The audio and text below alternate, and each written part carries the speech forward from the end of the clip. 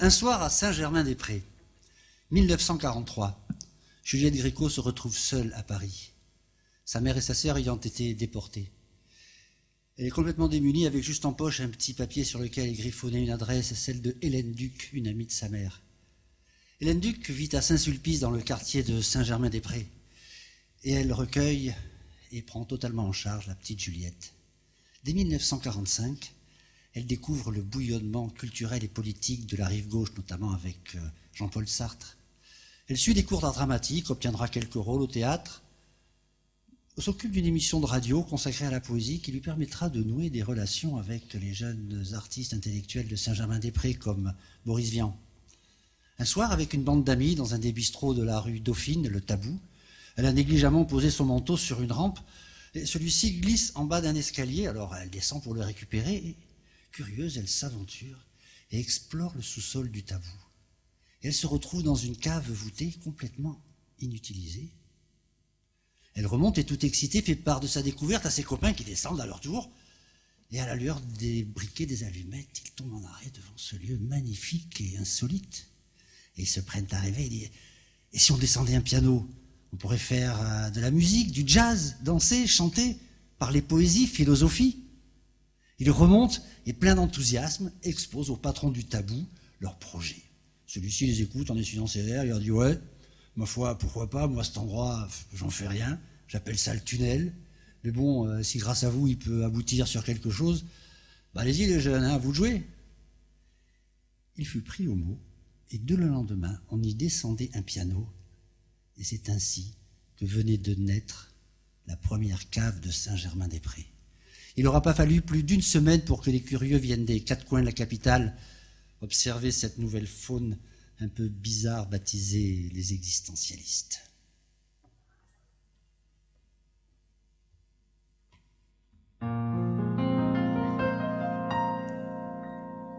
Maintenant que tu vis à l'autre bout de Paris, quand tu veux changer d'âge, tu t'offres un long voyage. Tu viens me dire bonjour au coin de la rue du Four. Tu viens me visiter à Saint-Germain-des-Prés. Il n'y a plus d'après à Saint-Germain-des-Prés. Plus d'après-demain, plus d'après-midi. Il n'y a plus d'aujourd'hui quand je te reverrai à Saint-Germain-des-Prés. Ce ne sera plus toi, ce ne sera plus moi. Il n'y a plus d'autre fois.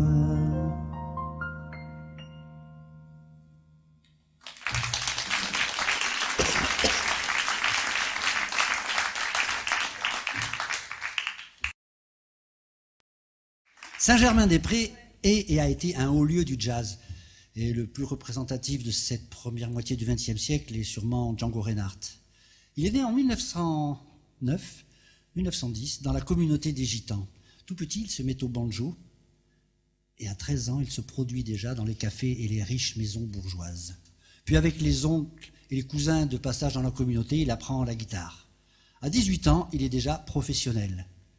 Il est installé, il vit dans sa propre roulotte avec sa fiancée, Bella Baumgartner. Elle vend des fausses fleurs en celluloïd dans les restaurants. D'ailleurs, Django Reinhardt, qui ne manque pas d'humour, aime à lui dire « Tes fausses fleurs sont tellement bien imitées qu'on dirait qu'elles sont artificielles. » La vie débute parfaitement pour ce jeune couple jusqu'au soir où une bougie allumée glisse et tombe, enflamme une de ces fameuses fleurs en celluloïd. Le feu se propage immédiatement à tout le stock et en quelques minutes, c'est la roulotte tout entière qui s'embrase. Django et Bella n'ont que le temps de sortir de la roulotte. Elle s'en tire pas trop mal, mais lui est atteint à la jambe droite et surtout à la main gauche. Il est transporté d'urgence à l'hôpital Saint-Louis. Il y restera 18 mois et perdra l'usage de 2 doigts, l'auriculaire et l'annulaire. Son frère Joseph lui apporte une guitare pour qu'il puisse commencer sa rééducation. Quand on sait que sur la guitare le pouce ne sert qu'à tenir le manche, exemple, voilà, il lui reste que 2 doigts valides pour jouer et 2 doigts morts, ce qui l'oblige à trouver une nouvelle technique adaptée à son handicap. À force de travail, de volonté et d'acharnement, il deviendra l'un des plus grands virtuoses de son époque et invente un style nouveau, le jazz manouche. Sa technique et sa créativité lui vaudront le respect des plus grands jazzmen américains. Et les plus fervents de ses adeptes pousseront l'idolâtrie jusqu'à s'entraver ses deux doigts de la main gauche avec des élastiques pour essayer de reproduire son style et son infirmité. C'est d'ailleurs ce qu'a fait Jacques, mais il n'a toujours pas enlevé les élastiques. Django Reinhardt ne connaissait pas une note de musique, ne savait ni lire ni écrire, et pourtant, ses enregistrements avec le Hot Club de France et son vieux copain Stéphane Grappelli sont autant de joyaux qui sont venus enrichir le patrimoine du jazz. Et Gainsbourg disait à propos de Django Reinhardt, « Je compte mes amis sur les doigts de la main gauche de Django Reinhardt. »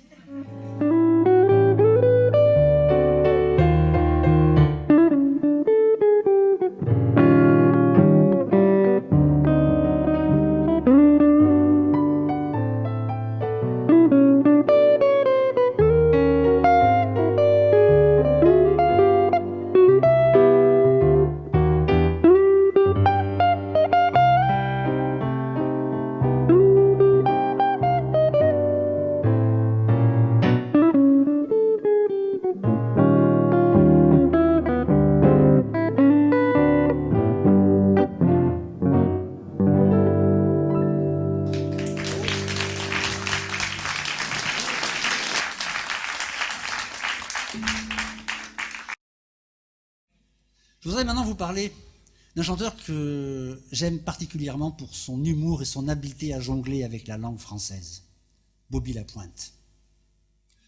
Lui aussi, sa carrière fut très courte, puisque si l'on enlève les années de galère qu'il a connues avant de se faire un nom et sa mort survenue prématurément, c'est pas très longue.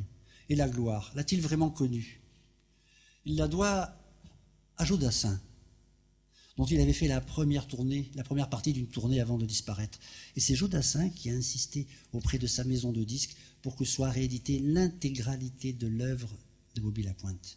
Et la plupart des gens, dont je fais partie, qui connaissent ce chanteur aujourd'hui, le doivent à cette réédition. Donc, merci, monsieur Dassin. Il fit une brève apparition au cinéma dans « Tirez pas sur le pianiste ». Et ça, il le doit à Charles Aznavour, qui a demandé à François Truffaut que Bobby Lapointe puisse chanter une chanson pendant le film. Et Truffaut a dit non, non, non, hors de question. Les paroles de ce chanteur sont complètement incompréhensibles. Non. Aznavour dit, moi si, quand même, on pourrait mettre des sous-titres pendant qu'il chante. Et c'est ce qui a été fait. Et à partir de ce jour, dans le cabaret de Saint-Germain où il jouait à la Contrescarpe, on pouvait lire sur les affiches et les programmes Bobby Lapointe, le chanteur sous-titré. C'était pas du luxe, hein. Et je ne peux résister au plaisir de vous raconter ce qu'il disait en préambule à la chanson « Il a du bobo Léon ». Il faut savoir pour cela qu'il avait appris à jouer du violon, très modestement, mais il tenait à interpréter lui-même l'introduction de cette chanson aux accents d'Europe centrale. Donc comme j'en joue moi-même très modestement, je peux me permettre.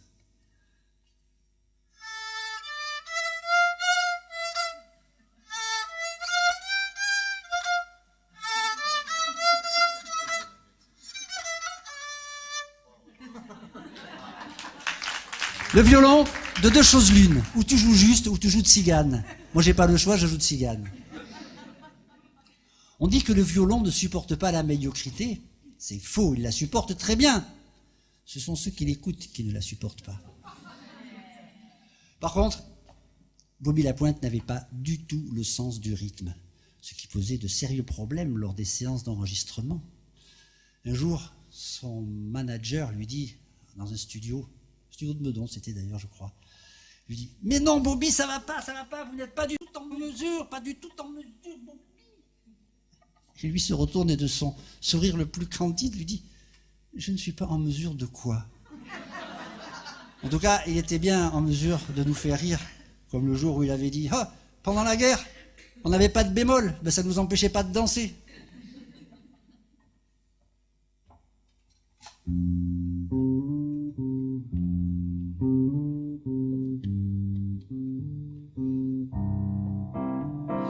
Oui, mon doumine et la mini, oui, la mini et la manie. Et la manie de Mélanie, Mélanie l'amie d'Amélie. Amélie dont les doux nénés de nounou moulés, dans de molles laines lamées et mêlées de lin milanais. Amélie dont les nénés doux ont donné à l'ami Milou, Milou le dadé de Limoux, l'idée d'amener des minous, des minous menus de Lima, miaulant d'aide et de Dama, et dont les mines de lama donnaient mille idées à l'Éda. Oh la la la la, quelle mélodie. Oh la la la la la, quelle mélodie.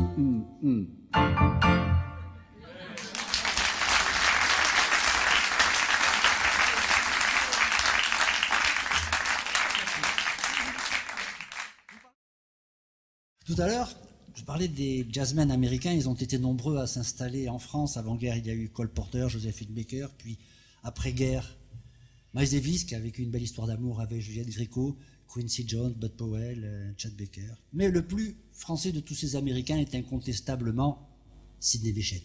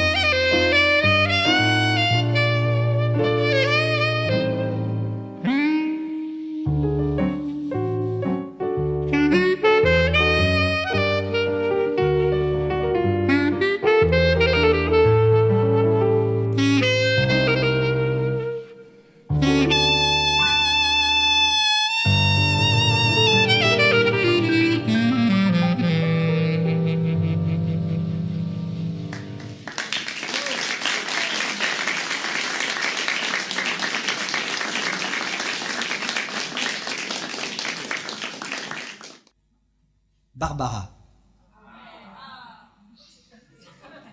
Je sais qu'il y en a une au moins qui connaît l'histoire. Je ne sais pas où elle est. D'accord. Nous sommes en 64. Barbara joue à l'Écluse, le plus grand cabaret Saint-Germain-des-Prés.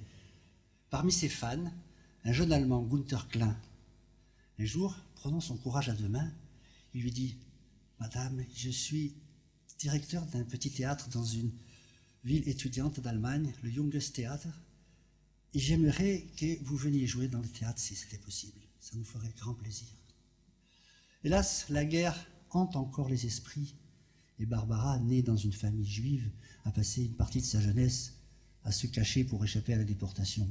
La réponse tombe nette, franche et catégorique. Pas question d'aller chanter en Allemagne. Mais son impresario, qui a beaucoup plus les pieds sur terre, lui dit qu'elle a tort de refuser une carrière internationale qui s'ouvre à elle. Il la convainc et elle accepte. Et quelques mois plus tard, dans cette petite ville, elle se rend au Junges Theater dans l'après-midi pour faire les réglages de son et de lumière qu'on appelle la balance dans notre jargon. Hélas, en arrivant dans le théâtre, consternation. Un énorme piano droit trône sur la scène. Barbara entre dans une colère noire et dit « Mais c'est quoi ce piano? J'ai besoin de voir mon public, le public a besoin de me voir. J'avais demandé un piano à queue, c'est écrit sur le contrat. » Alors Gunther Klein, « Madame, je suis désolé. Nous avons commandé un piano à queue, bien sûr, mais il y a grève des transporteurs et des déménageurs dans toute la région. Et il n'a pas pu livrer à temps, c'est pourquoi nous avons pris le vieux piano du théâtre. » Elle dit « Non mais, vous m'avez pris pour une pianiste de saloon ou quoi? Il est hors de question que je joue là-dessus. » Et furieuse, elle s'en va en claquant la porte. Quelques heures après, une dizaine d'étudiants hissaient à grand-peine un piano à queue noire emprunté à la grand-mère d'un de leurs camarades. Et le concert peut avoir lieu. Oh, il commence avec plus de 2 heures de retard. Mais c'est un tel triomphe, un tel succès que Barbara en est complètement retournée, toute bouleversée et tellement émue qu'elle décide d'offrir un concert le samedi suivant. Et pendant toute la semaine, elle va suivre ces jeunes étudiants qui vont lui faire visiter la ville, ses curiosités, les environs. Et elle est très très touchée par leur connaissance en langue française et surtout en histoire de France et par la chaleur de leur accueil. Et l'après-midi qui précède son second concert, elle se détend dans un petit jardin public, puis elle sort un calepin, griffonne quelques lignes, lève les yeux au ciel, puis regriffonne encore quelques lignes. Et le soir, à l'issue du spectacle, après de multiples rappels, elle s'adresse au public et leur dit « Cet après-midi, j'ai écrit une chanson pour vous. Elle n'est pas tout à fait terminée, ni la musique, ni les paroles, mais j'ai tout de même très envie de vous la chanter ce soir. Et je la dédie particulièrement à Gunther Klein, grâce à qui je suis là, et à ces étudiants qui sont des jeunes gens merveilleux qui m'ont accompagné toute cette semaine. Mais je la dédie surtout à ceux qui me l'ont inspiré cet après-midi, les enfants blonds de Göttingen. Nous avons la Seine, et puis notre bois de Vincennes. Mais Dieu, que les roses sont belles à Göttingen, nous avons nos matins blêmes et l'âme grise de Verlaine. C'est la mélancolie même à Göttingen. Quand ils ne savent rien nous dire, ils savent à nous sourire, mais nous les comprenons quand même, les enfants blonds de Göttingen. Et tant pis pour ceux qui s'étonnent et que les autres me pardonnent, mais les enfants ce sont les mêmes à Paris ou à Göttingen. Au fait que jamais ne revienne le temps du sang et de la haine, car il y a des gens que j'aime à Göttingen. Et lorsque sonnerait l'alarme, s'il fallait reprendre les armes, mon cœur verserait une larme pour Göttingen.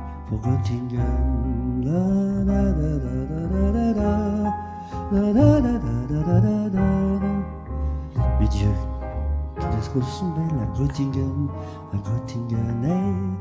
Et lorsque sonnerait l'alarme, s'il fallait reprendre les armes, mon cœur verserait une larme pour Göttingen.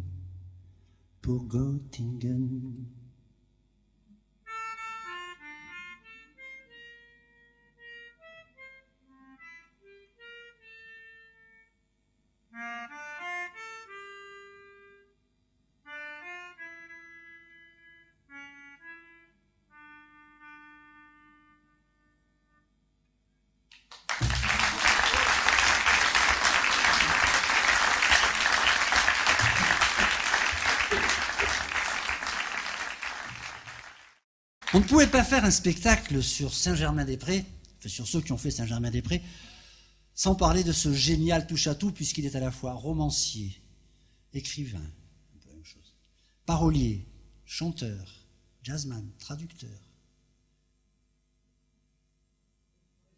Boris Vian, très bien. Non, j'avais un trou de mémoire, je ne me rappelais plus qui c'était. Dès 1945, il fréquente assidûment les caveaux de Saint-Germain-des-Prés. Il y rencontre un jeune éditeur qui lui suggère d'écrire un roman à la manière de Tropique du cancer de Henry Miller, qui a connu un énorme succès outre-Atlantique. En 15 jours, ce génie s'amuse à parodier le style des romans noirs américains avec des scènes chargées d'érotisme, de violence et d'immoralité. Le livre raconte l'histoire d'un jeune homme noir à la peau claire qui viole et tue les femmes blanches pour venger le lynchage de son frère. Vous avez peut-être reconnu, oui c'est ça, J'irai cracher sur vos tombes. Le livre sort dans une indifférence quasi générale, sauf pour un certain Daniel Parker, porte-drapeau des bonnes mœurs et président du cartel d'action sociale et morale. Il y eut un temps de plusieurs procès, dont le dernier aboutira à l'interdiction du livre. Mais ce n'est pas tout. Vian est impliqué dans un fait divers dramatique, largement relayé par la presse, comme ici Paris et France Dimanche. Un homme a tué sa maîtresse, puis s'est donné la mort. Et on a retrouvé sur la scène du drame, près des corps sans vie, encore tièdes. Le fameux livre, soi-disant responsable, viant inciter à comparaître au tribunal. Pressentant les ennuis, il avait été bien inspiré de choisir un pseudonyme pour signer ce livre, Vernon Sullivan. Et il tente de convaincre les jurés qu'il n'est que le traducteur, qu'il a rencontré Vernon Sullivan, un écrivain américain, et qu'il lui a remis son manuscrit en anglais, et comme il est traducteur, voilà, il a traduit le livre. Le juge lui dit, eh bien, jeune homme, nous ne demandons qu'à vous croire. Présentez-nous le manuscrit de monsieur Sullivan. Et aussitôt sorti du tribunal, pendant 2 jours et 2 nuits, avec un ami journaliste, ils vont entreprendre cette tâche surréaliste, traduire son propre roman en anglais. Surréaliste, oui. Puis il n'y a pas Reverso à l'époque. Mais pas inutile, puisqu'elle lui permet, d'une part, d'être lavé de ce fait divers dramatique, mais surtout de faire lever l'interdiction. Et grâce au Daniel Parker, et grâce à la presse, toujours avide de scandales, J'irai cracher sur vos tombes deviendra le best-seller de l'année.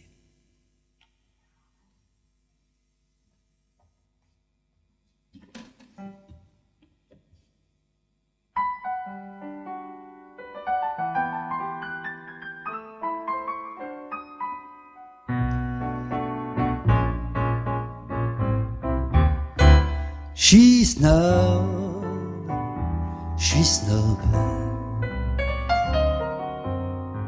C'est vraiment le seul défaut que je gobe.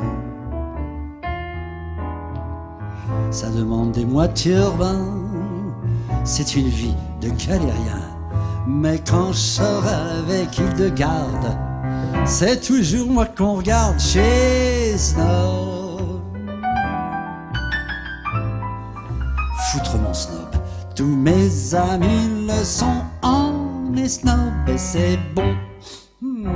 Chemise organdie, chaussures de zébu, cravate d'Italie et méchant complet vermoulu, un rubis au doigt, de pied pas celui-là, les ongles tout noirs et un très joli petit mouchoir. Je vais au cinéma voir des films suédois, puis j'entre au bistrot, boire du whisky à gogo. J'ai pas mal au foie, personne fait plus ça, j'ai un ulcère. C'est moins banal et plus cher, je suis snob.